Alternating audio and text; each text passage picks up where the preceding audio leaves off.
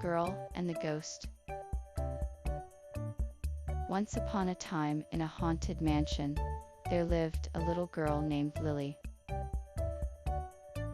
She was brave and curious, always eager to explore new places. One night, she heard a strange noise and saw a ghostly figure floating down the hallway. The ghost had a kind face and smiled at her, so Lily felt friendly towards him. Together, they went on an adventure through the mansion, discovering hidden rooms and secret passages.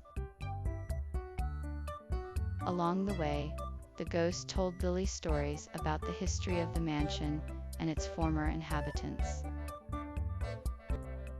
As the night came to an end, Lily thanked the ghost for showing her such wonders and promised to visit again